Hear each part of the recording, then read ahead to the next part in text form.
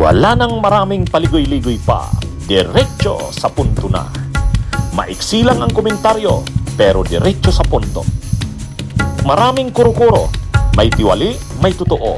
Dito, sa puntong diretso tayo. Punto, diretso. Kayanin pa ba ni Sara hanggang sa unexplained wealth? Anong tingin nyo? Kasi apat yung articles of impeachment. Apat yon. Una munang pinag-usapan yung grave threat. O yun, medyo yon. Kasi tungkol sa Pangulo yun Pagbabanta sa buhay ng Pangulo, First Lady, hindi masyado yon. Kasi hindi apektado ang mamamayan doon, ang sambayan ng Pilipino. Pero dito sa pangalawang article of impeachment, itong confidential funds, talagang durog na halos si Sara dito pa lang. Hindi niya kayang idepensa. Kahit yung mga tao niya, mga hostile witnesses na yun, pero tinuturo talaga siya. Paano yan? Dito ang pinag-uusapan pa lang 500 million pesos na confidential funds. Pag dumating doon sa unexplained wealth, pag pinag-usapan na yun, billion yun. At saka accounts na talaga ni Sara yun, at saka ni Manscarpio. Mukhang mag-iisip na si Sara. Lalaban pa ba talaga siya na hanggang doon sa dulo? Dito hindi nakikita kung binulsa niya yung pera, pero pagdating na doon sa unexplained wealth, makikita na doon laman ng mga bank accounts nila. Di ba? Mabigat. Doon pagdating doon sa last na yun kasi, last na yun sa articles of impeachment. Ang una yung natalakay na yung grave threats. Ito ngayon, ito yung confidential funds. Pangatlo, bribery. Yung bribery, medyo tingin ko hindi masyadong pa yon. Kasi ang bribery, yung mga officials ng DepEd, USEC, ASEC, director level, binigyan ni Sara ng sobre ng pera, talagang inalagaan, talagang nilagayan. Yun, nagtapat yun. Nagtapat yung mga USEC, ASEC at saka mga directors ng DepEd. Yun yung pangatlo. Pero yung pang-apat, yung unexplained wealth, ay nakita nyo naman, dumating na sa Senado yung mga sinugpi na mga record sa bangko. Iba-ibang bangko yun. Ang dami. Pag sinalang na yon, sigurado mahuhubaran si Sara at ang asawa niyang si Manscarpio. Kaya ang tanong, kayanin pa ba ni Sara hanggang sa dulo sa unexplained wealth? Anong tingin nyo? Mahuhubaran na talaga dyan si Sara sa dulo na yan.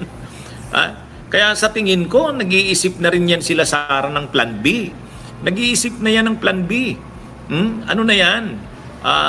Parang ang pagpipilian nila. Mahuhubaran, mag-resign na lang o hayaan hanggang sa dulo ang laban.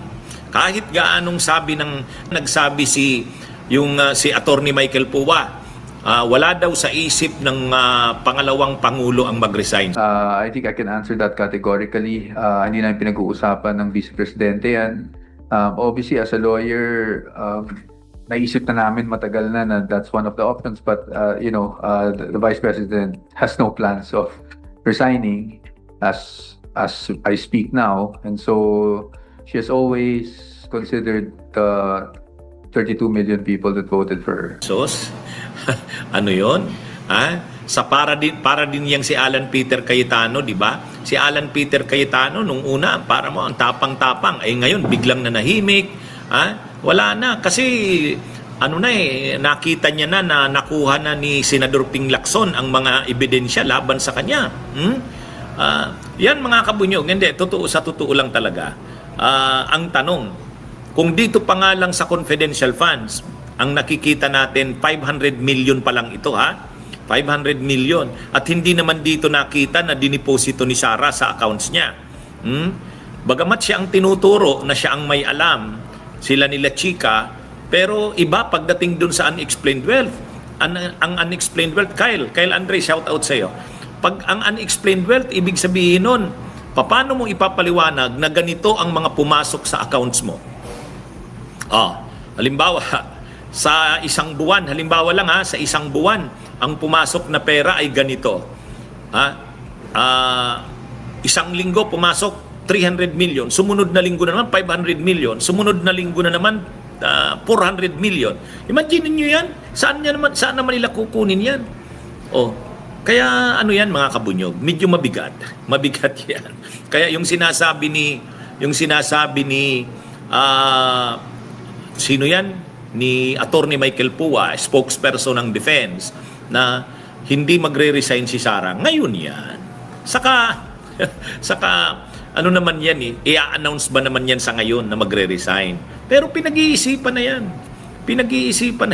Mabigat ito Kita nyo naman, doon pa lang sa confidential funds, walang depensa Ano namang depensa mo doon? Oh, kahit sila Gina Acosta at saka si Ortonio, liniligtas nila sarili nila Sabi nila, wala namang kaming alam diyan sa confidential funds. Talagang sabi ni Attorney Michael Pua, handa sila. At sabi ni Attorney Michael Pua, yung hindi magre-resign. Pero hindi yan. Ngayon nasasabi pa yan, mga kabunyog, mga kababayan. Pero sa susunod na mga araw, makikita nila yan. Mahirap i-sustain itong laban na to. Kahit yung mga senador ng minorya, isa-isa nang nahihirapan. Obvious naman. Si Bongo nananahimik na lang. Parang Lito Lapid na lang siya Sabi niya, si Alan Peter Cayetano at si Pia Cayetano ng mga abogado, ngayon? Tahimik na. Kasi may problema rin sila kaya sa totoo lang mga kabunyog, mga kababayan, hirap na itong si Sara Duterte dito sa pangyayaring ito. Nag-iisip na yan. May mga plan B na nga, di ba? Ang plan B nila, kung makonvict si Sara, matanggal talaga ito at kumbaga hindi na makatakbo sa election sa 2028, may mga plan B sila. Si Basti daw ang pwedeng magpresidente, pero sabi ni Panelo hindi, si Robin Padilla.